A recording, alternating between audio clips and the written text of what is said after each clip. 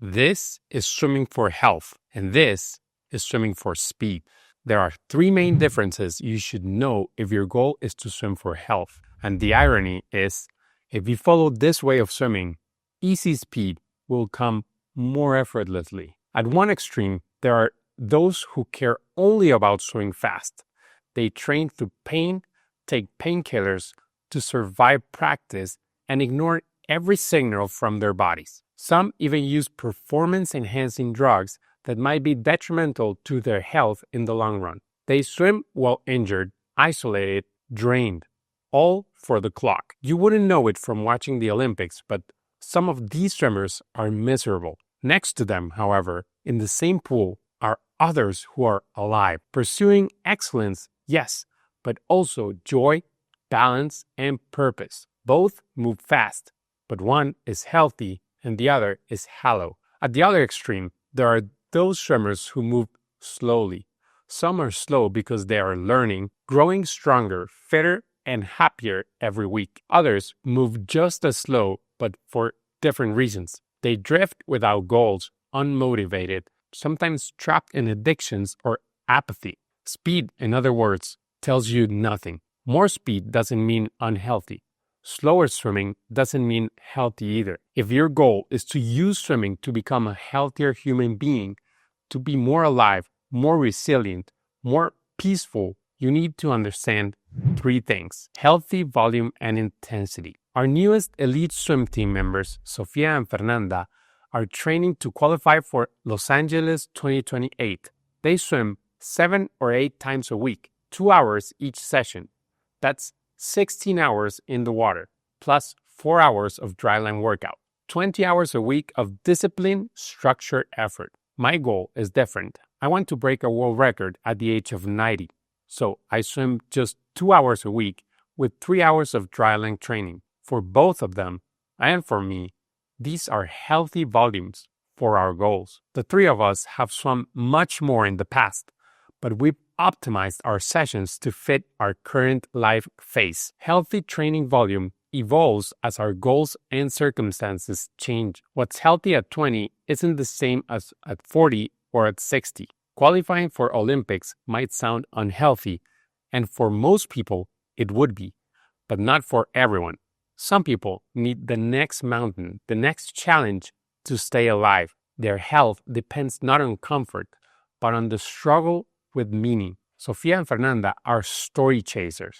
They dive in the dark waters of exhaustion, emerge with stories worth telling, and that story, more than the medal, is the reward. So for them, training 20 plus hours a week is the healthiest path for now. In our team, we divide swimmers into youth, adult, and elite. Youth swimmers still developing don't have such a high pain tolerance, so their intensity must stay moderate. Adults can handle more but need longer recovery. And our elites, they can push deeper than everyone, but the danger is going too far, chasing pain until it breaks them. In our swim camps, we help swimmers figure out the correct intensity and volume for their goals. So remember, you shouldn't swim at the intensity that feels comfortable. You should swim at the intensity that makes sense for your goals. For most of us, including most of you watching, healthy swimming means much less than 20 hours a week.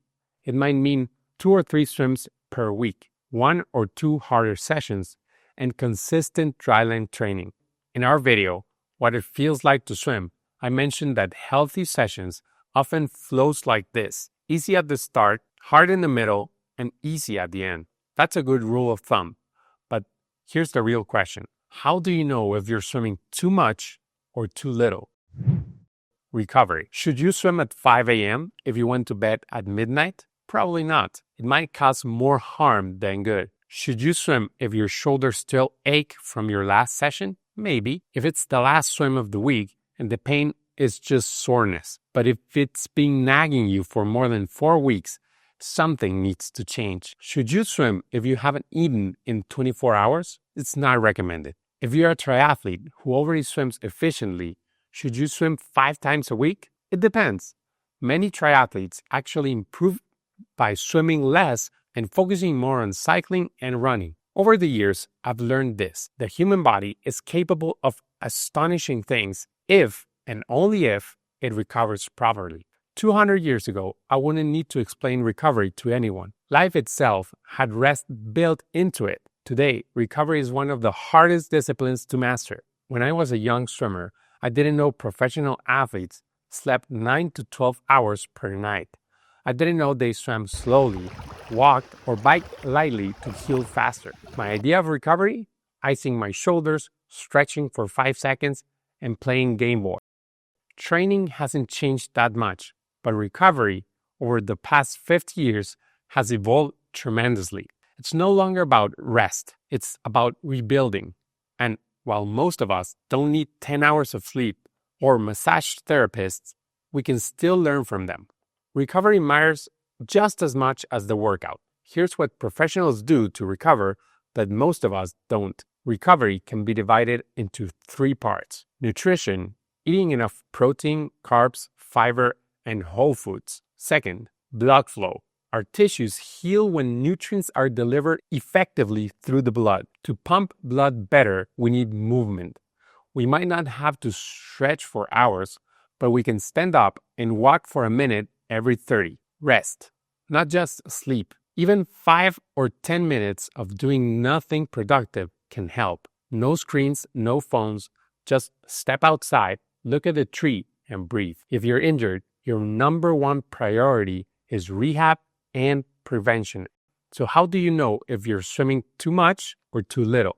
If fatigue accumulates, if on Monday already feels like Friday, you're doing too much. If you swim 5 times a week but never have time for dryland training, you're doing too much swimming. If you don't see visible improvements month to month in one area, you might be swimming too little. And in my experience, most people aren't swimming too much.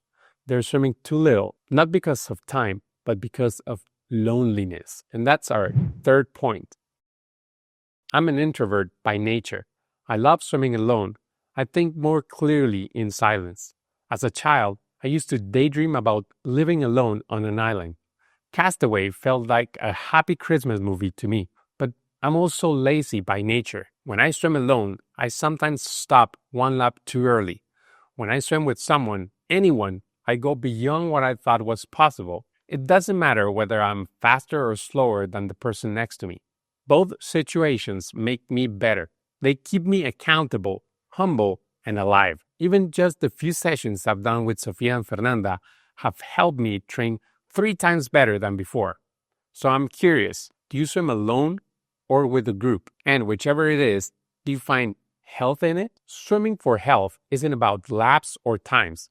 It's about having stories and someone to share them with. Our swim camps are just as much about sharing stories as they are about improving technique. Our first dates in Playa del Carmen are already sold out. We might open other dates, but watch this video here to find out more, or click on this one if you want to swim forever.